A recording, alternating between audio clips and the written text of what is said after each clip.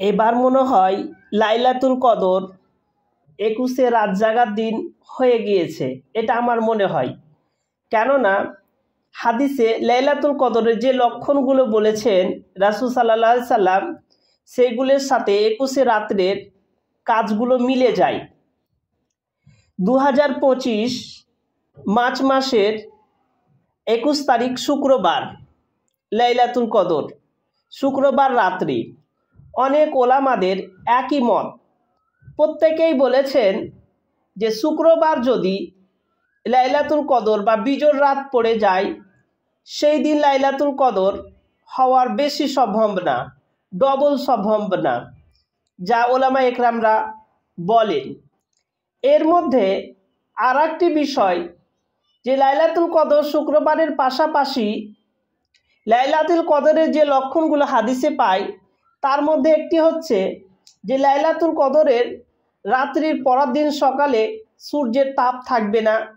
এবার কিন্তু লাইলাতুল কদরের পরে সূর্যের তাপ ছিল না। শুক্রবার জুম্মা চলাকালীন তারপরে সূর্য দেখা দিয়েছিল।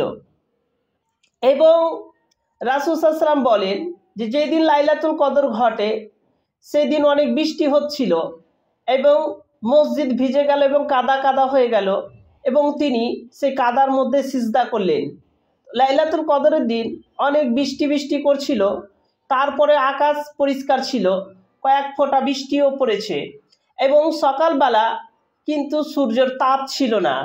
এইগুলো লক্ষণ দেখে আর শুক্রবারে লাইলাতুল কদরের বিজোড় রাত 21 রাত জাগা পড়ার কারণে আরও মনে হয়, এটা আমার মনে হয় যে লাইলাতুল কদর এবার 21 রাত্রি জাগরণে মনে হয় হয়ে গেছেন।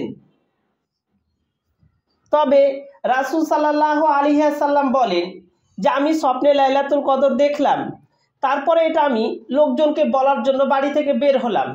তখন দেখি যে রাস্তাতে দুইটি লোক ঝগড়া করছে।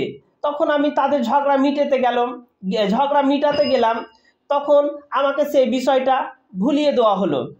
এখানে আরেকটা বিষয় লক্ষ্য করা যায় যে যখন মানুষ ঝগড়াঝাটি করবে তখন তাদের মধ্যে থেকে রহমত এবং বরকত উঠিয়ে নেওয়া হবে। তারপরে রাসূল সাল্লাল্লাহু আলাইহি সাল্লাম বললেন যে এটাও তোমাদের জন্যে কল্যাণ।